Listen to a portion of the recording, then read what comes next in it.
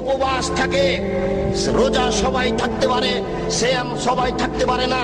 সূর্য ওঠার পূর্ব থেকে ফজরের আজান থেকে নিয়ে সূর্য ডুবা পর্যন্ত খাওয়া পান করা যাবতীয় অপছন্দ কথা ও কর্ম থেকে বিরত থাকার নাম হচ্ছে সিয়াম। মাথায় কাপড় না দিয়ে একটা মহিলা রোজা থাকতে পারে, সিয়াম থাকতে পারে না। যাবতীয় অপছন্দ কথা ও কর্ম থেকে বিরত থাকার নাম হচ্ছে সিয়াম।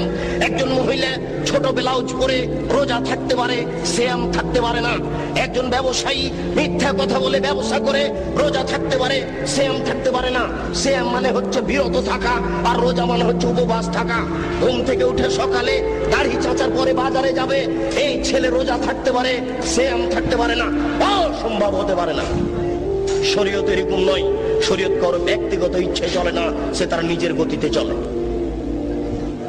রোজা থাকা সহজ হতে পারে, সিয়াম থাকা সহজ নয়। করে ওযু করেন, ফ্রি হন, প্রস্তুতি নেন, প্রয়োজনে গোসল করে নেন, আল্লাহু আকবার বলে সালাতে দাঁড়ান। আপনি তো আর হাফেজ নন, সূরা ইখলাস তো পারেন। সূরা ফাতিহা পড়ার পরে বিসমিল্লাহ বলবেন আর ইখলাস, বিসমিল্লাহ ইখলাস, বিসমিল্লাহ ইখলাস পড়তে পড়তে পড়তে পড়তে যখন আর দাঁড়িয়ে থাকতে পারছেন না, তখন যাবেন রুকুতে। রুকুতে বলেন সুবহান রাব্বিয়াল আযীম।